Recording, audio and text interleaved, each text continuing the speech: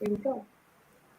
We are live. Good morning, Spirit Sessions. It's a real light. I can hardly remember what I was here. I wasn't here last week. And I want to thank my co-hosts, Bex Marie and Teresa Warren, for that terrific show last week. I got to watch it from the train station. And Brian and Christina, that was super show and so timely about Bigfoot, our Sasquatch, and all the other things you're talking about. It was quite interesting. We want to welcome all our viewers today. And our special guest, Emily Harrison. Please like this out. Please share it on your device as while I'm talking. Share it out. The person who shares it the most this week will win with Bex Marie, and you don't want to miss that. So everyone, Teresa, I guess you can I've introduced myself. I'm Rhonda Elliott, and I had the most magical experience. First of all, I got to meet Emily Harrison in person after 4 years, and she's just as beautiful in person as she is on the show, and her energy is so beautiful. And I got to spend the whole week with her, and I think there were 16 of us, all maybe 20. I can't remember. I have to count in my head. But it was like people I hadn't met in person before. It was just like I knew them. It was just wonderful. So, Teresa, I'm going to put you over, and you can introduce Emily Harrison because you've known her longer than I have.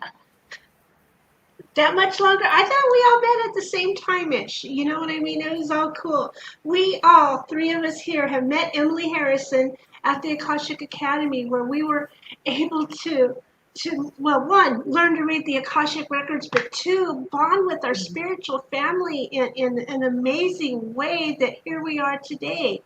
However, those of you that keep having experiences with Emily Harrison will know, because you feel that calling, you know that she's your teacher. You know, you feel inside, and it resonates all through you what she has to bring. And so when we found out that Rhonda Elliott was going on a Mount Shasta adventure with Emily, we knew that that's a combination. It's going to be something to hear about. And so here we are. And so, Emily, you have done amazing things in the time since we've all known you. You have grown not only your community, but you overall, like again and again and again, in such expansive, beautiful, grounding ways. Welcome to our show, Emily. We love you. Thank you, Teresa. I love you too. Bex, I love you. Rhonda, I love you.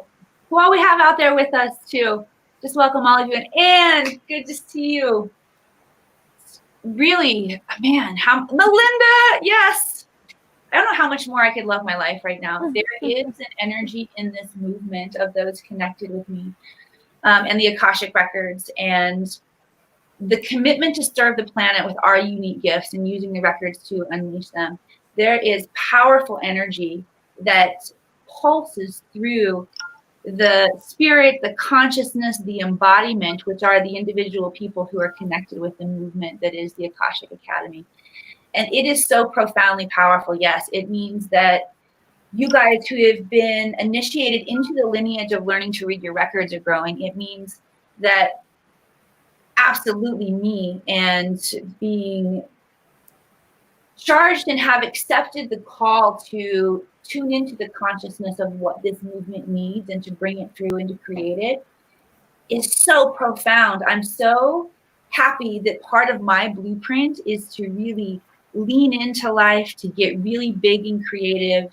I'm just so blessed to have experienced and to feel like I stepped up as a leader and created something that was life transformational for people and a really magical experience. And I've just been grounding that in all week. This is actually my first time coming back live on the air and really unpacking what I experienced there on the mountain. And I'm so excited about what was experienced and what is coming through from all of the individuals who came together and experienced such a huge upgrade from Mother Earth this week. And I'm excited for what's next. I feel like I can do anything in this moment, which is to continue to build magical adventures all over the planet where these amazing mystical vortexes exist, and we can use them to activate and embody our mission. It's just fun. Life is so fun, and I'm happy to be here. So thank you. Oh, so perfect. And Emily, I would say the place is key, but also that sacred container that we made Yes. together with all those women. It was like something like, you know how we can all get together, Bex and Teresa, like we always say, like the power of three, Right. but it was like the power of three magnetized by three. And we could just, not only had we had met before on Zoom and Skype, none of us had met in person, like Katie Steinley, we'd met. But I see we must have froze Teresa, poor Teresa. And it was just wonderful. It was just wonderful to meet all those people, and Kat and all those people in person that we hadn't met, some Teresa and other people, Teresa Glenn, other people, Now, Rhonda, Melinda. feelings. Yeah, I got everyone, because, and I even dreamt about Stephanie last night. That's what I remember, because I dreamt about Stephanie last night, and like we had this saying, because we were trying to remember our dreams, and we'd say it every night. We go, I'm going to dream tonight. I'm going to remember my dreams, and I'll see you at the top of the mountain. So that's one of the things we'd always say to each other, and we'll see you at the top of the mountain. And like, you know, it's so much connection of people we didn't meet before. And, you know, nobody, it all, like we met Robin. When I met Robin, you know, we've met Robin McClendon several times on air, and we've interviewed her. But it was like when you met in person, the energy was the same. It wasn't weird. It wasn't strange. That's what I couldn't get over. Like nothing was weird or strange. It was all so familiar. It was like meeting everybody. Yeah, it was. It's that energy of remembrance, and it's just so beautiful. I really look at myself as a writer director. Speaking of, if I were to take a term that would fit my previous Hollywood experience in the movie business, the writer creates the story, and then a lot of times you have writer-director who the director will also do this while you're making the film and keep all of the pieces and the subplot and everything going. And I feel much like the director of this experience that wanted to come through at Mount Shasta. And a huge part of that storyline is the remembrance. And giving human beings, specifically light workers, those who are visionary and here to make a difference on the planet, here to challenge the status quo, to give them an experience where they have embodied this remembrance that it's really, it's written across all different cultural, spiritual knowledges and wisdoms. I don't know if that's the right word, but you think about like Christianity and the second coming of Jesus, and you think about the Lemurians and them talking about this reemergence that's coming, you talk about the ETs, you talk about disclosure. And I've always felt like, to a certain degree, because I was brought up Christian, that idea of the returning of Jesus to the planet is when we all wake up to our Christed consciousness, when our DNA turns on, like that's the second coming. But it's all kind of working together here on the planet right now, depending on which theology you subscribe to. But to make that next leap in consciousness, we need to actually embody what it feels like to see and have this remembrance, this reunion as masters. And that's another aspect of the story that was woven into this space, was acknowledging ourselves and our mastery and our genius and being witnessed in this profound vortex, this sacred location. It's like an anointment into our mission that is not something that you experience in the really subtle ways. It's like your soul has to have that understanding in the subtle realms, that that's what you're experiencing there on the mountain. And so that coming back together was a huge energy piece that was necessary in order to create and to bring in what's coming next. And there's so many little interwoven storylines, like Rhonda hit on the dream time. And we were really bringing an awareness to focus on every moment that we were there on the mountain, even the ones where we weren't fully conscious, and allowing ourselves to be upgraded in the dream time and allow ourselves to invite the collective dream of this tribe that is reemerging here. Whether we can explain it or not, let's just practice being in that space. So we would train ourselves during the day and play little games. And when we made eye contact with each other, we would repeat, I will dream tonight and I will remember my dreams and I'll see you at the top of the mountain. So I'd love to hear that you're having those experiences, connecting with Stephanie, post Shasta. See, these are the behind the scenes stories of why I've needed this past week to just ground in and be present with myself and teacher, and those who were in my field to deep dive with me to bring in this energy. Which is a really good segue, because one of the things we did with Emily was she helped us bring in new protocols. And what I'd like to share with everybody here today is a new protocol that I brought into my healing practice, and for myself and for the clients I work with. And it's something that came through the records when we were working. And so I wrote it down. And because the energies are so freaking off the charts right now everywhere, and the full moon is in like today. So I thought if everybody wants to join me, we're going to do a little grounding exercise just to help us ground in, and a little clearing of our chakras and healing exercise. So if y'all want to, I was down in the States, so I can say y'all, with A, y'all want to sit down and just take some deep breaths. Take some deep breaths. We're just going to do it. It's going to be a quick little meditation. So take some deep breaths into your body. Feel your seat bones on your chair. We're going to take our energy and we're going to call it all back into our body. And then when we feel it all return, we're going to feel our heart beat in our body. We're going to imagine a tube of light encasing our body, holding that energy safe and in within our body. We're going to take that tube of light with a breath. We're going to turn it on and expand it.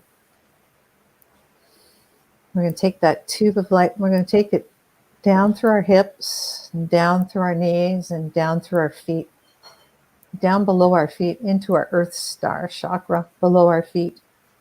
This is the chakra that grounds us. We can feel all our energy in our body. We can feel our energy just shrinking into our body, just returning into our body, being focused into our body and down through our Earth Star chakra below our feet.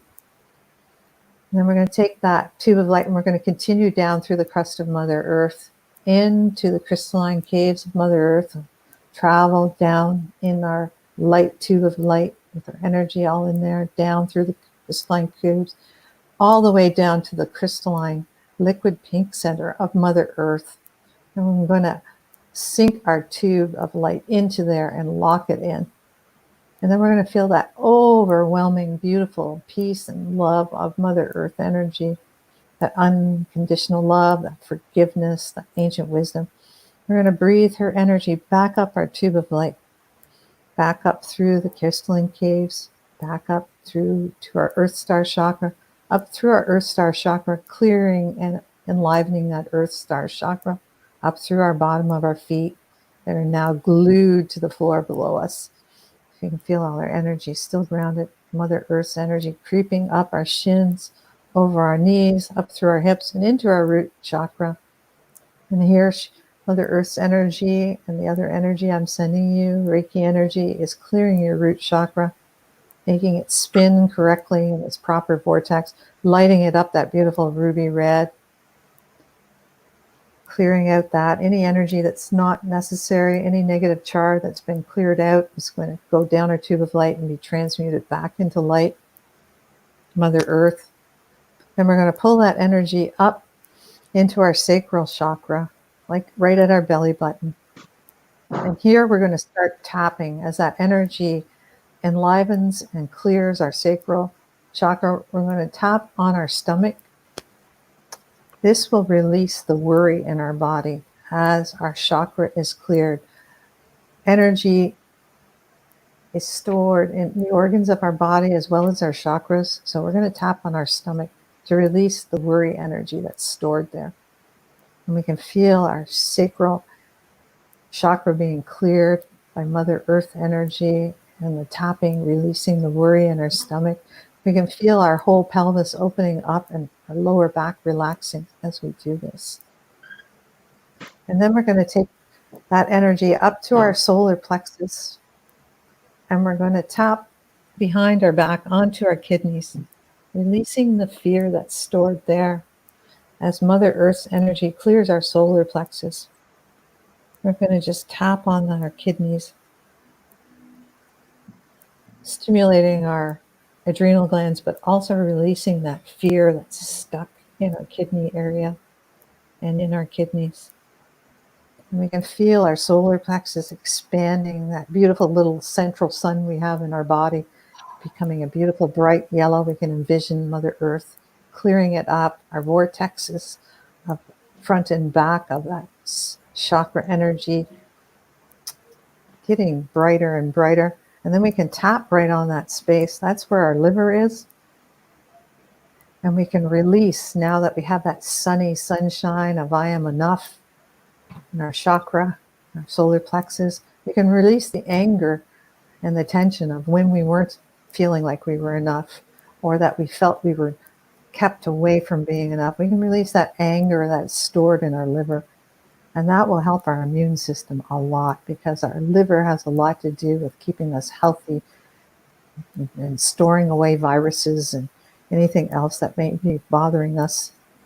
So we'll release that anger from our liver and let our solar plex shine and spin, and we can feel the central of our back releasing as we do this, tension releasing out of our body. Then we're going to pull the energy up into our heart chakra, that beautiful emerald jewel in the center of our chest. You can feel Mother Earth's energy entering that. You can feel it clearing our heart chakra, taking away any heartaches, heartbreaks, any things that keep us from being sad. We can take away that, and we can tap on our lungs at this time, and it'll release the sadness and open up our lungs. Tapping on our lungs is where we store sadness. So tapping on them gently releases that sadness as our heart chakra opens up. And then we're going to tap on our heart chakra and tap on our heart area. This brings in the forgiveness. And forgiveness perhaps is the most important thing to bring in and have, the forgiveness for ourselves, forgiveness for others. Forgiveness is a key in releasing the past and being able to move forward in the future, opening up our heart chakra. When we forgive ourselves and forgive others, we don't have anchors to the past dragging us back to those traumas. So we release them. We don't release them for the people. We release forgiveness, and we have forgiveness for ourselves and for those situations. So here's going to come back in. Oh. What happened? Oh, it's There we go. So then we're tapping on our heart and giving forgiveness to ourselves and to the world and to any past and many past lifetimes. Breaks the chains to those events when we forgive. Then we'll pull that energy up into our higher heart. Our higher heart, that pink jewel that sits between our throat chakra and our heart chakra, gives us a perfect channel for source energy and direction from source energy. Clear all that out so it shines like a pink jewel. We can feel source's love to us. Then we're going to pull that energy up to our throat chakra. And we found that a lot of throat chakra energy is needed to be cleared at this point in time. Mm-hmm. So we can speak our truth, but speak our truth through the filter of love. So what we say is interpreted through that filter as well. So people hear the truth, but they hear it through that filter of love. So they're not offended. They are able to easily assimilate and absorb that truth that we are speaking. And that clearing extends to our ears as well, so we can hear the truth when it's spoken to us. So we're clearing that out, and we can feel that the vortexes on our throat chakras are cleared. Any char, anything that's been holding us back, you might cough, you might clear, is opening up, enlivening our thymus and our immune system, which our throat chakra is really important for keeping healthy. Also releases the back of our neck. Then we'll pull that energy up to our third eye, clearing our third eye, letting us see what we need to see, bringing online our intuition. And then finally up to our crown, bring that Mother Earth energy, breathing it right up to our crown, opening our crown so it's fully open to source love, so we can fully receive that energy of source every day and bring back that energy into our body and clearing all our chakras, connecting back to Mother Earth, feeling fully grounded and fully cleared. So that energy returns back to Mother Earth. She takes anything else that needs to be taken. And we can just sit here and be grounded. We don't have to disconnect from her. We can just go on. Take a big breath and thank Mother Earth. Thank you. There we go. Oh, can I share what I And Emily's back. That's good. So great. Wow. Can I share what I experienced there? Yeah. Sure. Man, Rhonda, it was so incredible because I would notice a thought come up or an instinct to move my body in a way nanoseconds before you instructed the energy moving there or our awareness there. Were you girls experiencing that too? Yeah. Yeah, that was really cool. It happened many times along the way. I feel my energy feels very restored and very connected. Of course, like my solar plexus lit up so much during that, I jammed out of here. Sorry about that. When you were talking about the throat and you seasoned the energy of our voice and what we share through our story and our teaching and how we show up for others, with the invitation for it to be heard through ears of love, I thought that was just so powerful and brilliant and amazing. And I felt the connection, like you're talking, between the throat, the jaw, and like the back of my ears.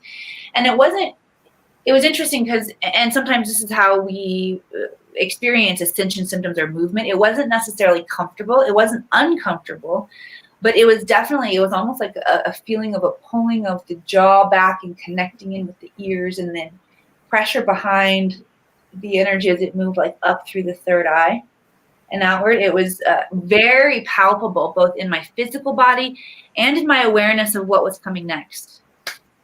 Beautiful work. Yeah, that was amazing. I guess somebody didn't quite understand grounding. Grounding what? I guess now that we've spoke about grounding your energy. The only thing I can think of is when we're not grounded, our energy, we're like a battery. We have a positive and a negative sort of thing. And when our energy doesn't flow from the top of our head down to our feet, some people can't even feel their feet unless they've brought awareness to their feet. Their energy gets scattered out here. And your energy is no good to you out here. When you're all living in your head every day, you forget to feel your body. And when you forget to feel your body gets upset about that and starts making noises in other parts of it to just remind you that it's still there. So grounding your energy is very important, especially when we're doing stuff like this, because, like I said, we need to bring that energy into our body so we can hold it and hold all the learning and all the information that's coming in, and just feeling your feet on the earth. It's scientifically proven that we need to ground our electrical energy. It helps our heart. It helps all our functions. And science has finally caught up to what we've known all along. So going outside, walking barefoot, or just connecting with the Mother Earth with your mind will help you do it. So that's why grounding is so important for us all. Yeah, check out like Google earthing, or check out books on earthing. There's a lot of great information that will help you understand scientifically why it's important, and you'll make the connections of spiritually and energetically why it's important if they don't flat tell you why. But your soul will know and make those connections for you. Yeah. Absolutely. And just a little thing, the rest of my protocol, I go into your Akashic records. So, and I do healing work from there. So once we've cleared it, we go in and we'll go, and my two pals here have experience going time traveling. I think even actually Emily has too. We go time traveling with the Reiki and go time traveling back to traumas that have happened in your past or maybe in past lives. And we clear them energetically by being there and protecting and then going forward. But that's what we're doing.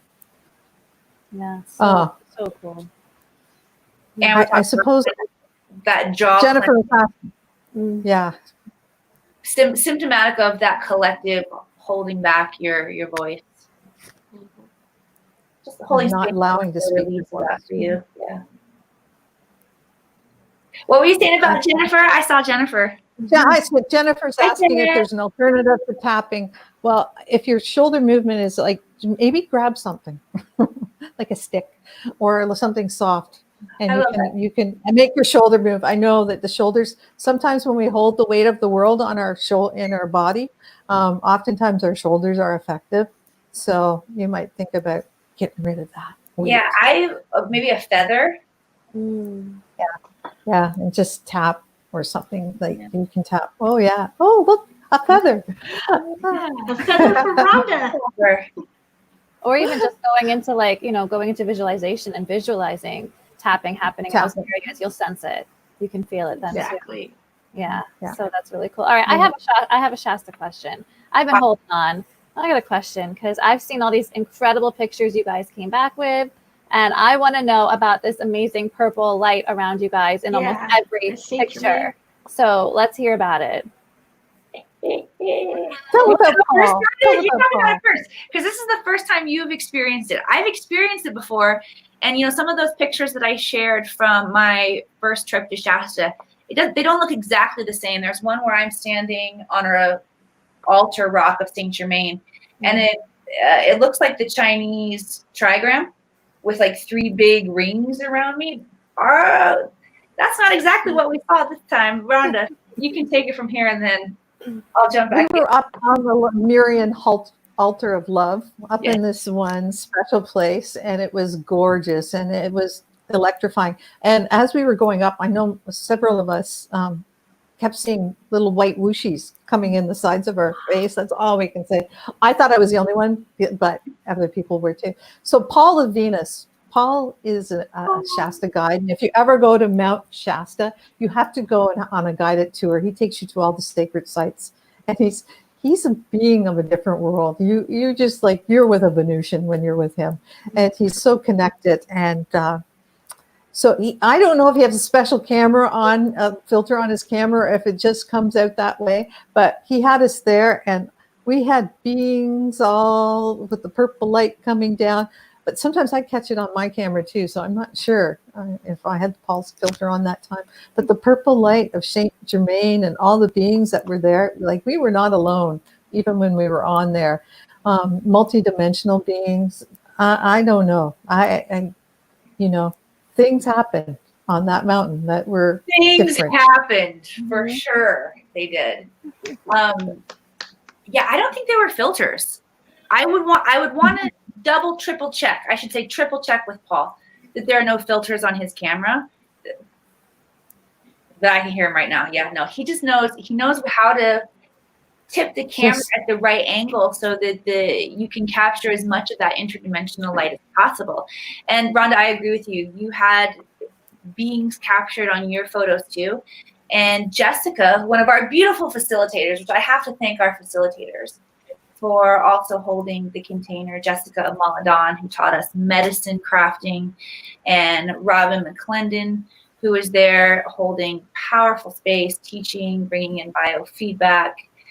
Shen and Wendy and Jason and Jennifer, who was there making sure all the behind the scenes pieces were working, and my mom for that matter. Okay. Oh yeah.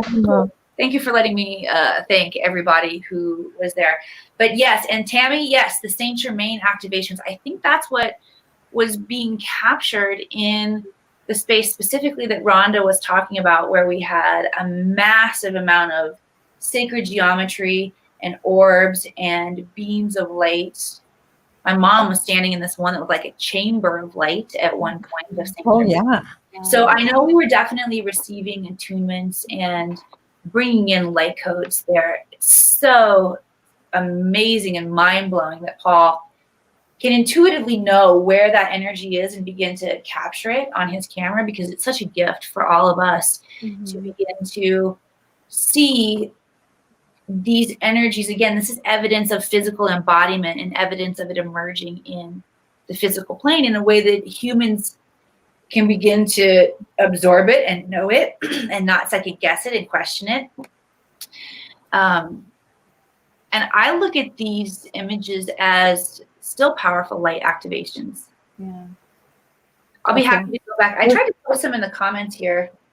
Yeah, I was. When I think we can. We can post them after we're not live. Yeah. Okay. Big energy in those pictures. They really got me. Like I was just completely, like, I don't know, just transported to like that space where you all were. It was amazing, just beautiful. So yeah, I wanted to ask about that. And I think that's so cool that, you know, we think about all these gifts and abilities that we have, and they're limitless. But a multidimensional photographer, how cool is that? Like to be able to capture the multidimensionality of our experiences. Right. Like, that's awesome. Why not? Right? I know. Very cool. I know. He's awesome. All right, so we got to talk about UFOs. Yeah. Woo, she said, we got to talk about UFOs. It's time. Let's talk Well, about just want to tell you one.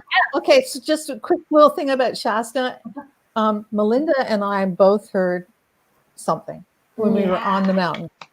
When we were going up to on the way to Panther Meadows, but we never made it. But it was 7,000 feet is hard when you're a landlubber. Like when you're a 0 foot, it's 7,000 feet. It's hard on this old person. But yeah, we made it up partway. But just as we were getting up one time, we both heard something, and I said, "Did you hear that?" And she said, "I heard that." And but it was sort of like it was a call. Yeah. And we all had the feeling that we were being watched. We all did. So very cool. yeah. So there were also hang on. There are also a couple other sightings. There was a little man sighting. Seriously? Yeah, when we were a little being jumping into the river when we were at the Lemurian doorway. I have to say, Mel talked about being able to hear voices when we were standing at that Lemurian portal, the doorway. And I could definitely connect in and just hear in my inner ears the echoes coming from the inner mountain, which were really, really fantastic. And yes, Jennifer, true story, Rhonda does have direct connection to the extraterrestrials. She literally like texted them up, hey, there's something cool down here. And Rhonda really held a powerful space for the excitement that is necessary to cultivate and to invite in that kind of experience. And so grateful that you were there, Rhonda, to really anchor in. You're a huge anchor of that aspect of the trip for us, I believe. And there were some cool things that happened. So I was only privy to one of the 2 nights of UFO watching. I was debriefing on one of the nights with my team. But I did get to go in on the second night, and it really kind of blew my mind.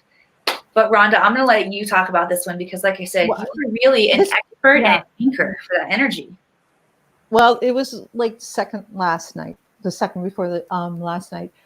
We had just done the cacao ceremony, and also I had done a record session with you earlier, like because of I was able to do a private session with Emily earlier. We were talking about my earlier experiences with UFOs when I was younger and through my adult life, and I was kind of upset with them because they never really shown them to me. Like I couldn't figure out why. So I was working on it. Just forgive them and we'll figure out. So fine. Coming home, going back to our little digs, our sleeping area, and I'm with a few other girls, and we're looking up at the night sky. It was finally dark because we've been going to bed really early. So we were looking up, and I go, "Oh, there's a satellite, maybe," and going across, and then we get 2 big flashes, and I go, "Well, that wasn't a satellite. Don't know what those were," and so we all start looking. And I said, okay, well, the girls are here. Would you just, flash green or something? Because the white flashes were nice, but we need like a little color here. So apparently, like I was looking somewhere, Jennifer saw a green flash. And Jennifer always was on the fence, she said. She wanted to believe, but she hadn't seen, so it was easier to see and believe. So she saw the green flash. And then we saw other flashes. And then a group of us who were still hanging around decided we'd walk down where it was even darker so we could get more of the sky. So we walked down the road, and we're in the middle of nowhere pretty much. There was no cell or Wi-Fi in this area. So we're walking down the road and not really thinking about anything else except the sky. And we're down and we could see a sort of a dark space in the sky above us, which was surrounded by lights, like almost like a little portal in the sky. Like there was no other stars and there's like a black spot. So we're watching the satellites or whatever go in and out of this. And then there's one light that started here and it was a little orange orb and it went across the sky and it looked fairly low. And then it got faster and faster and moved off into the sky. That definitely, I'm pretty sure, was a light ship. Then we had a few more flashes from them. And some of the girls saw them zip across the sky. And mind you, there's not very much plane traffic. And we saw a few planes, but we knew what they were. We go, oh, no, that's a plane. So, and we, that was, we saw some exciting flashes and some exciting, like interesting configurations. Now they're high up in the sky. They're not like the tin cans, like we could see, like no craft came and stood down beside us, at least none that we could see. And that was that night. The next night when Emily joined us, we decided to go down the road about 4 or 5 miles out to where it opens up into this plain and you could have a 365-degree view of the sky. Also, Mount Shasta was there. So we were kind of interested to see what we'd see at Mount Shasta. So you can talk about what you saw there, Emily, besides the beautiful night sky and the beautiful Milky Way, because it was dark sky. Yeah, it was, first of all, again, the energy and the buzz was really palpable there in that space. And that was undeniable. It was, before I even talk about the woo-woo metaphysical part of the experience, I have to talk about the human part of that experience. Holy cow, you know how good it feels to lay underneath the sky after doing really deep spiritual work and physical work that leaves your body tired and you're kind of listless and you're a little punchy and you've just made really powerful soul connections, reconnected them and honored them, and then you're laying out in nature at nighttime. There's something magical that buzzes within you just being there. And the conversations, the small conversations and the cross conversations and the group conversations and the laughter that would all break out is one of my most cherished memories from the entire experience, just because of how it made me feel as a human being. And that is really important to recognize, that we need that in order to fuel and empower all of the transformation and the movement forward that we're doing. Now I'll talk about the crazy stuff I saw in the sky. There's a definite difference between planes, satellites, and ships that you see moving in the sky. So I feel like I saw a good amount of each one of those things, so that I recognized and got more familiar with what each thing was. I definitely saw the flashes that were happening, and Rhonda, again, she's got them on speed dial, requested a major flash for all of us because we were tired, we were ready to go to bed, but we wanted to see something pretty extraordinary. And so again, Rhonda shouts it out, and 30 seconds to respond. I mean, like literally speed dial all the way up, big flash in the sky for us. And there was like that eruption of excitement and witness from all of us who got to see that experience. But there are definite ones lights that you see that increase or decrease in their brightness, and they don't follow a regular pattern. They'll have some zigzagging, or they'll go faster or slower. And there's a lot of that to be seen. And it's interesting because it feels really normal. You're just like, oh, is that one kind of doing that? And you get to witness and experience it and allow your mind to get comfortable with, am I seeing what I really think I'm seeing, without a lot of fear being stirred up within you?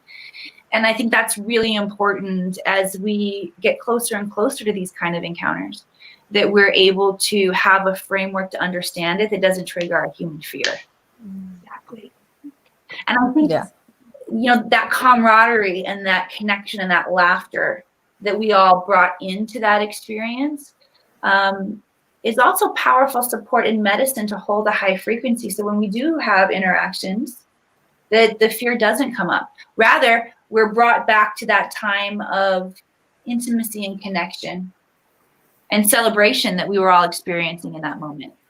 That's awesome. And it goes, for any sort of manifestation you're trying to create, the higher your vibe, the faster it manifests. So obviously that speaks true to laughter and joy and connection are your key to manifestation. That's a huge thing to be able to take with you when you leave a situation or, experience like that. So thank you for sharing that with us. Being able to try it out and see how fast it works. And I love it. You guys are amazing. So you're doing it again? You're going to have another one? Excuse me. Oh, yes. Shasta will definitely happen on a yearly basis. Good. And I also was able to unveil a new program that I will be showing up to and walking several special light workers through and opening to the bigger community as well on the individual trips. But there will be 3 trips coming up for retreat opportunities and opportunities to get out into the sacred vortexes and to have your body in a space with high vibrating beings and calling in your ancient knowledge and supporting the release of your genius here on the planet. Sedona is going to come up in the fall. Yes. I'm actually headed to Sedona next week. I'm so excited. Do a little recon while I'm there. And I'm very excited to work on my book. I've always talked about the made-up word glossary that's going to be in the back of my book, but that's really all of the book that I've got written so far. So I'm excited to take all of the momentum and the expansion that was created in me. Am I the only one on the show? Where'd I go? And No. you just put me on speaker. I'm ready for my close-up then. I'm excited to continue to grow and expand myself and take all of the momentum from Shasta and allow it to open up the space for me to channel in a book while I'm in Sedona, which is another amazing, beautiful vortex and will be the next location that we visit coming up this fall. And then I also have an international trip planned for the spring because there is nothing, I have never felt the fulfillment and the possibility ever in my life that I felt here at Shasta, being with powerful beings who are here to expand the planet and to hold that container for that level of empowerment. And I'm so excited for what's coming next. The vision of sharing the Akashic records and how it can open up individuals and open up opportunity and open up portals here on our planet for huge transformation is just the most fun and the most rewarding experience that I can say that I've ever embodied in this human, in this go around. And for those who are looking for that kind of fulfillment and understanding about their life mission and about the cosmic web and the bigger dynamic of understanding of what's playing out here on our planet right now, I invite you into this work to see if this work is right for you and reach out to me. Awesome. And where can they reach out to you? Here on Facebook is the best way. All right. Yep. Send me a private message on Facebook. Just make it super easy. Perfect. That's awesome. Yeah. Amber has a question. Is the Shasta experience something for those of us beginning our spiritual journey, or is it for the more advanced? I'm That's a willing great to say question. both. Shasta will meet you where you are. And we had, overall, this is a really high level of beings that we had gathering, a high level of knowledge, a high level of experience. I don't think there are any beginners in our group. And not to say that this experience isn't for beginners. I would, however, because what I recognized when I'm directing the experience and directing the choir, and I'm going to borrow a phrase from the amazing Teresa Kahn, who was there with us on this experience. And that is, you put Miracle Grow on the energy wherever you are. And so it's not super appropriate to put people who feel like they are just waking up and beginners in a container like what we experienced this week. Right. Not to say that you shouldn't go to Shasta, or that you shouldn't go to Shasta with me. If you're a beginner and you want to dive into this work, we'll start at a place where your soul and your body and your energy is going to be able to hold the upgrades that you're getting. I'll also say, though, the mountain invites who's ready to come. Mm-hmm. And who's ready to be there in that space and in that frequency. And because we had such a high level of masters coming into the space, we were able to cultivate and open a very powerful vortex of energy. Like I said, it is requiring a lot of extra sleep for me. I feel like I'm recovering from the flu a little bit. I feel like I'm sleeping and eating, and that's about it. Spirit was actually kicking my butt this morning. Like, I need to move more. I realized I haven't really gotten out, and like I've been sitting outside a lot, but not a lot of physical movement from my body yet because it's been tired. But it's time for me to physically get out and move my body much more. And I think it's really valuable to consider, because at this point I'm like, well, I can create whatever I want to in this world and for people to experience. And I would consider creating a more beginner's experience on Shasta. And make sure that I am taking the best care of where you are on your journey, taking the best care of you that I can, because the energies are really, really intense as they come in, and they are for everybody. If you're being invited to the mountain, do not resist that call. Yeah, for sure. Absolutely. Yes. Awesome. What would you say, Rhonda? How would you answer that question? Well, I know that some people were feeling, and if we always get second guessing ourselves. So if you're a right beginner, I think the energies may overwhelm you if you don't know how to ground, if you don't know how to do the basics. Like everyone here probably knows how to do the basics, but it is to get the most out of it, it's good to have like a baseline of something, that is some kind of practice that you have, whether it's Reiki or Akashic records or something that you have. So you have sort of a baseline that you can go up from, so you have an understanding. It's like going into speak a language. I mean, you don't go to France without at least saying merci and no. Like no. I mean, otherwise you're always looking at Google Translate. So it's easier if you have sort of a baseline, like even a beginner's knowledge. And you can do that with Emily or with lots of other people too. She has the learning how to read the Akashic records, which is pretty accessible to everyone. And it's a great course, as we can all say. Yes. So, yeah. Yes. And that's one that I would say that's definitely for beginners or advanced work. Yeah. It meets you right where you are. And I give you enough background knowledge. If you're starting from zero and you're ready to have a 0 to 60 kind of experience, that is definitely available for you. Yeah. And for those of my light workers who dive into that are more advanced, I invite them to remember that, especially in the beginning, I'm teaching the foundations, and it's very telling for the advanced workers who show up to work with me if they are like, oh, well, I've already done this before. Or if they approach it from the experience of being new. And when I find that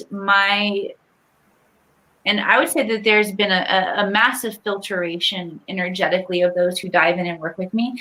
And I haven't seen this probably for 2 years as a characteristic of any of my students that come in. My students are really high level, and they lean into the work with a lot of humility. But in the beginning, I would see a few advanced workers come in without that level of humility and feel like I've already done this. And they wouldn't get to the more advanced work because they felt like the basics were beneath them.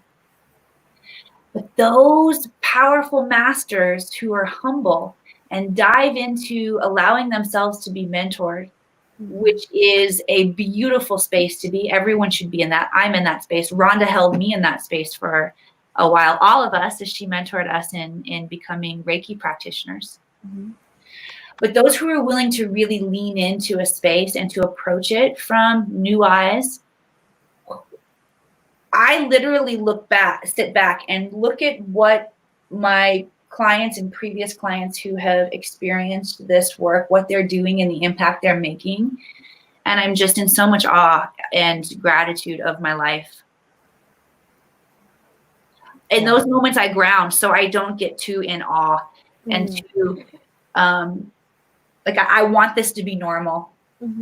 But there's part of me that's still like, oh, it's working. Look at them go. That's awesome. So much fun. Very cool. All right, so should I ask the song question now? Yeah, I came up with a couple, but Rhonda's got my back on this one anyway. Yes. Well, we're changing it up for you two today because we asked you the question. You've already answered it before. So this time we're going to ask, if you had to choose a song to be the theme song of your Shasta alchemy experience, what would it be? Are you going to go first, Rhonda? Yeah, it's Helpless by Neil Young. And it talks about them being up in Northern Ontario and seeing the sky and seeing the blue windows. But yeah, it's just like you're helpless. You're there, you experience it, all comes in and it changes you forever. Yeah.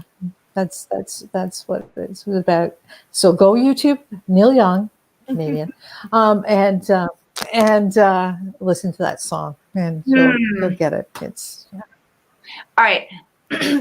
Mine is "Feeling Good" by Nina Simone, and I had that one on our playlist there at Shasta. But it's a new dawn, it's a new day, it's a new life, and I'm feeling good.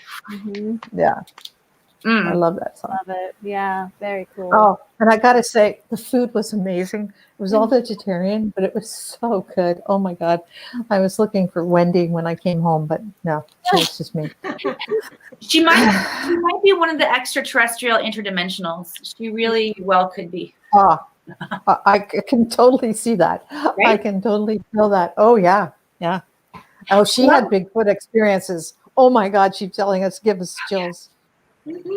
Our chef who was there, again, they're the beings that were magnetized into this space and called forward by the consciousness of this experience were just amazing, held us all in the perfect container, from our nutrition to Paul leading us into just the right vortexes that we needed to go in. And it was incredible. I love that Melinda shared her song too. She wrote "How Great Thou Art." If there are other of the participants who went, I would love to know what your theme song is. Tammy, yes, still there. Yeah. Good. Yeah. Marianne, good to see you. Yeah. So sweet. I'm grabbing the link real quick for the little announcement that I have after. Oh yeah. Sorry. Nope. So yeah, this has been an amazing show. Thank you guys so much for hanging out and sharing your experiences. Like, wow. Definitely hope to be able to join you on one of those adventures because this is just you will. Amazing. You will. Yes, Absolutely. there's more coming. More coming. Absolutely. And you guys, I mean, seriously, like to be able to see you guys go and do exactly what it is that you've been talking about for so long, about wanting to be able to have one of those. Oh, like it's seeing it all come into fruition now. And it's just, you can feel the lighting up happening all over the planet now of more and more people stepping into that space. So it's just beautiful, beautiful, beautiful stuff. So thank you for sharing that. Nancy. Hello, Nancy. Nancy had a lot of songs that came through for her while we were there in the experience. And songs are also, they're like magical spells. They make these micro adjustments within your being so that your awareness, your breath, your attention goes to a particular situation. And songs can be really, really healing. And Nancy just was a powerful antenna for that coming through while we were on the mountain. Love you, Nancy. That's awesome. So sweet. Beautiful. All right. So I guess that wraps up our show for today, but hang out for a minute because I have to tell you who won and this awesome announcement that I'm sharing that is really, really exciting. So the winner of last week's Share It Out, who won a reading with Rhonda, who's fresh off this new protocol and bringing it in and anchoring it for everybody, is Teresa Holmes. Congratulations, you won. Hey, Teresa. Whoever shared out the most this week wins with me. So make sure you share it out, invite your friends. This is an awesome, awesome time that we get to hang out and spend with you guys. And we really love being able to connect with everyone every single week. So thank you all for hanging out and watching with us.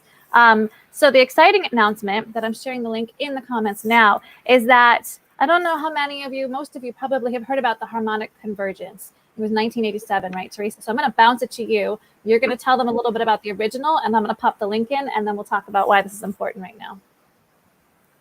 Okay, this is so exciting on so many layers, and I'll touch on just a few of them. The harmonic convergence has to do with the planets all lining up in a certain way. And I know this time for sure they're hooking up to Sirius and things like you were saying. But when that happened in 1987, these people had put out a call around the world before there was internet, before there was phones, like cell phones, when it was definitely a harder thing. They put the message out to gather everyone together. They gathered it all over the world. They gathered Central Park and Mount Shasta, other places, or if you couldn't do that, you were asked to do it on your own. Every religion and denomination and everything, every spiritual culture was invited to participate in this. Back then, I was in a religion that did not want anything to do with it, but I felt the pull of it. I felt the wisdom and the knowledge that was going to come through. And I did. I did a silent meditation, like, when they do those 10 minutes of silence or something, I actually sat there and I tried to connect. And so what it's really about is coming together in all of our beautiful light and connecting with our star families. And last time since it's happened in 1987, there have been so many, many, many more sightings. And so this time, with the link that Bex has given you, every single day, you are being prepared in a different way to, on the last day, which I think is the 15th or the 14th or something like that, when it gets to the last day, that we will do that same meditation and we will invite our star families back. Because honestly, we can't wait for the government to give us full disclosure. This is an individual thing. Each and every one of us, all of us light workers, light warriors and energy workers. This is the kind of thing that we wait for. So 33 years ago, doing that secretly brought me to where I'm here with you all today. Imagine where we'll be if we all do this together again. Absolutely. Absolutely. So if you want to be able to connect to this, it's the Harmonic Convergence 2020. It is on Unify, UNIFY Facebook page. So just look up Unify and you'll see it. The first one is today at 1:30 Eastern time. You can connect in. They have special speakers all week. So every day we'll have different speakers and, like Teresa said, different topics. And then on the 14th, we will be reaching out together. There's 30,000 people right now signed up. So, holding space for more and more coming in. But we're going to reach out to our galactic star families and call them in, anchor in that love and support, and, ask for them to start coming in more visibly to us as well. And, this is just such an incredible time we live in. Why not use it for every benefit we possibly can? We're going through tremendous shifts and changes. This is the perfect time for us to all come together for the light and the love and connection. So very exciting. And the link's in the comments. I don't think it's showing up very well, so I'll do it again after. It's also on the Spirit Sessions Facebook page. You can tap on it there as well. We put it there and you can sign up there. And so we hope to see you guys all today at 1:30. We'll be on doing our part. So very exciting. Very exciting. So keep looking up, everyone. Yes. Because you never know what you're going to see. It's Stealing that from our strange skies. Yeah. Thank you. All right. Have a beautiful and blessed week. We love you so much. Take care. Bye-bye, everyone. Thank you. Namaste. Thank you.